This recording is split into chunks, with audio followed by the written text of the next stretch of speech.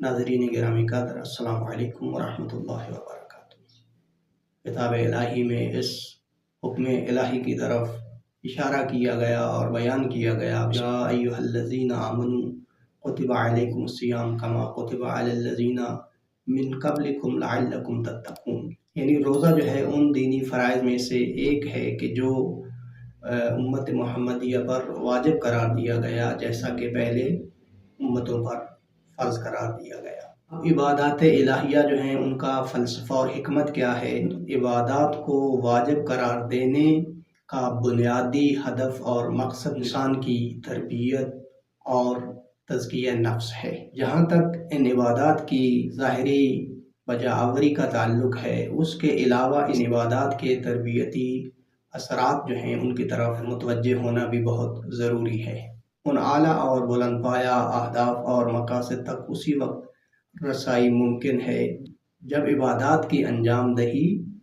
عادت کی آئینہ دار نہ ہو، بلکہ عبادت کو عبادت گردانتے ہوئے اس کو انجام دیا جائے۔ اسی لیے عبادت کی روح اور پیغام کی طرف انتہائی توجہ درکار ہے، تبھی ہم عبادت اور بندگی کا فلسفہ اور احکامات کی بجاوری کو جان سکتے ہیں۔ لیکن عمومی طور پر یہ دیکھا گیا ہے کہ لوگ جو روزہ کو ایک عام عبادت اور حکم کی حد تک عبادت تصور کرتے ہیں، اس کے اخلاقی اور تربیتی پہلوؤں سے اور اس کے سماجی اور معاشرتی پہلوؤں سے غافل ہیں۔ روزہ جو ہے وہ انسانی زندگی میں استقامت، صبر اور حوصلہ کو مضبوط بناتا ہے۔ صبر جو ہے وہ ان اخلاقی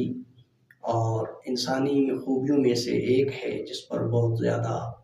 توجہ اور زور دیا گیا ہے، کیونکہ سالک اللہ جو ہے، جو پروردگار کی راہ پر گامزن ہے، جو قرب الہی کا طلبگار ہے اور خدا تک خود کو پہنچانا چاہتا ہے اور قرب الہی کو حاصل کرنا چاہتا ہے، اگر اس کے اندر یہ خوبی پائی جائے اور وہ اس خوبی کا حامل ہو تو وہ نشیب و فراز اور مشکلات اور مسائل کا مقابلہ کر سکتا ہے اور اس کے ساتھ اپنے ہدف اور مقصد تک پہنچ سکتا ہے۔ علیہ السلام سے جو روایات منقول ہیں وہ بھی اس مطلب کو بیان کرتی ہیں کہ یہ حصی صلاحیت اور انسانی فضیلت تک پہنچنے کا ایک ذریعہ ہے، یعنی اس کمال تک پہنچنے کا جو ذریعہ ہے وہ روزہ ہے۔ وَاسْتَعِینُوا بِالصَّبْرِ وَالصَّلَاةِ، تو اس آیت کے اندر بھی صبر اور صلاۃ یعنی نماز سے مدد کو طلب کرنے کا حکم دیا گیا ہے۔ تو مفسرین نے صبر کی تفسیر اور معنی کیا ہے وہ روزہ کیا ہے۔ تو روزہ جو ہے وہ انسان کے اندر یہ صلاحیت پیدا کرتا ہے کہ انسان جو ہے وہ صابر ہو اور اس کے اندر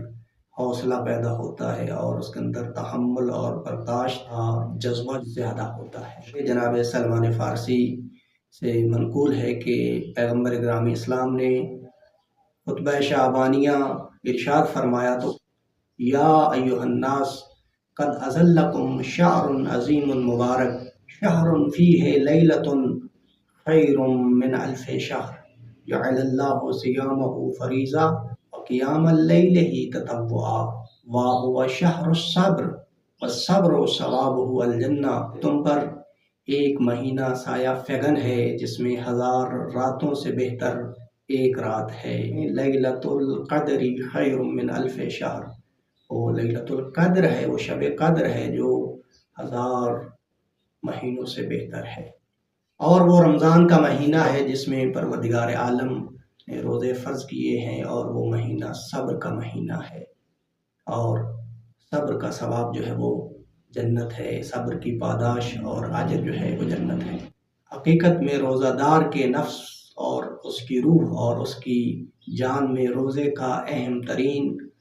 جو روحانی اور معنوی اثر ہے وہ صبر کا پیدا ہونا ہے، وہ صبر کا بڑھنا ہے کہ روزہ انسان کو